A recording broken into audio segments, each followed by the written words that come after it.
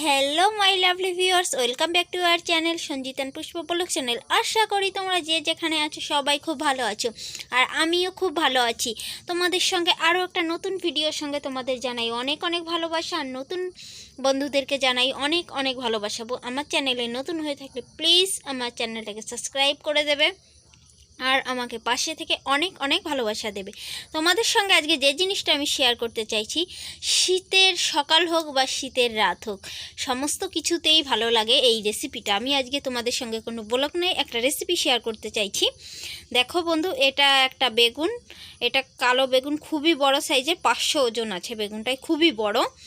আর এইখানে আছে একটা পেঁয়াজ, ডিম, পেঁয়াজের কলি, ধনেপাতা আর কাঁচা লঙ্কা তো দিতেই হবে।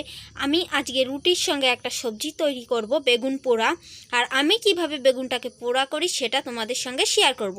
আর আমি বেগুনটাকে তেল মাখিয়ে রেখে দিয়েছি। চলো এবার বেগুনটাকে পোড়া দিয়ে দিই, তোমরাও দেখতে থাকো যে আমি কিভাবে পোড়া দিই। দেখো আমার রান্না হয়ে গেছে, এখানে খুব সুন্দর কাঠের আগুন আছে, এখানে বেগুনটাকে পোড়া দিয়ে দেব। আর বেগুনটার গায়ে একটু তেল মাখিয়ে দিলে খুবই ভালো হয়।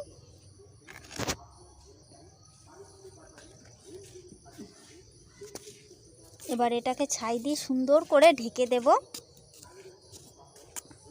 চলো এটাকে ঢেকে দিই, তারপরে তোমাদের সঙ্গে কথা বল। দেখেছো তো বন্ধু, আমি বেগুন পোড়া দিয়ে চলে এসেছি। আর এইখানে আছে পেঁয়াজের কলি, ধনেপাতা, পেঁয়াজ, কাঁচা লঙ্কা তো নিয়েই নেব, আর ডিম। এগুলোকে এবার রেডি করে ফেলি। পোড়া হয়ে গেলে একবারে সুন্দর করে ছাড়িয়ে তোমাদের সঙ্গে কিভাবে রেসিপিটা করি আমি তোমাদেরকে দেখাবো। আর এটা কাঁচা সর্ষের তেল কিন্তু লাগবেই, খুব ভালো লাগে খেতে। আর আমি যেভাবে আমার এই গ্রামের বাড়িতে যেভাবে এই বেগুন পোড়াটা সবাই তৈরি করে, আমার মা, ঠাকুমা, আমার শাশুড়ি মা সবাই এইভাবে পোড়া করে। আরও অন্যভাবে খাওয়া যায়, সেটা অন্য একদিন দেখাবো। আজকে আমাদের গ্রাম বাংলার ঐতিহাসিক একটা বেগুন পোড়া রেসিপি আমি তোমাদের সঙ্গে শেয়ার করছি, দেখতে থাকো, আশা করি তোমাদের খুব ভালো লাগবে। দেখো বন্ধু, এই যে পোড়ার থেকে তুলে নিয়েছি, এবার এটাকে একটু পরিষ্কার করে নিই, তারপরে তোমাদেরকে দেখাচ্ছি যে আমি এটা কিভাবে মাখাই। দেখো বন্ধু, এটাকে আমি এখন বের করে নিয়েছি, আর একটু খুব গরম আছে।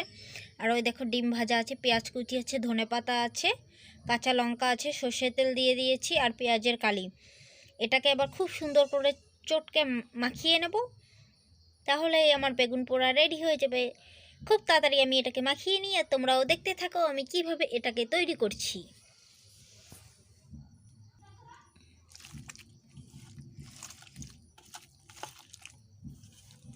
এরকমভাবে সুন্দর করে 2-1 মিনিট মেখে নিতে হবে, মেখে নিলেই রেডি হয়ে যাবে আমার বেগুন পোড়া। আর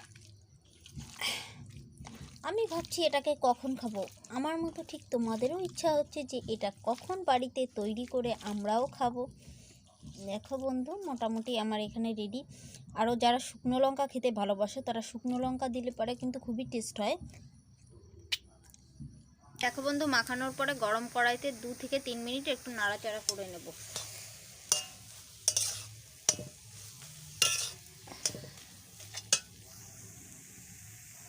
দেখো বন্ধু, এটা আমার রুটিতে খাওয়ার জন্য পুরো তৈরি হয়ে গেছে। ওতে বেগুন পোড়াটা দেখো কতটা সুন্দর হয়েছে। হ্যাঁ বন্ধু, তোমাদেরকে একটা কথা আমি শেয়ার করতে চাই। মানে বললাম যে গরম কড়াইতে দিতে, তোমরা চাইলে দিতেও পারো, নাও পারো। কারণ আমাদের বাড়িতে মানে আমার শ্বশুরমশাই, তোমাদের মেসোমশাই, কাঁচা ধনেপাতার গন্ধটা ঠিক নিতে পারে না, এই কারণে আমি একটু গরম কড়াইতে দিয়ে দিয়েছি। শুধু কড়াইতে, কোনো তেল টেল কিচ্ছু না, শুধু কড়াইতে নাড়াচাড়া করে একটু নামিয়ে নিয়েছি। ধনেপাতার সেন্টটাও মানে কাঁচা গন্ধটা চলে গেছে, এটাই হচ্ছে আমার মেন উদ্দেশ্য। তোমরা চাইলে নাও দিতে পারো গরম কড়াইতে, চাইলে দিতেও পারো। বাই বন্ধু, আজকের ভিডিওটা এইখানেই আমি শেষ করছি। আশা করি তোমরা সকলে খুব ভালো থাকবে, আর আমিও খুব ভালো থাকবো। নতুন ভিডিওর সঙ্গে তোমাদের সঙ্গে আবার দেখাবে। Bye, tata.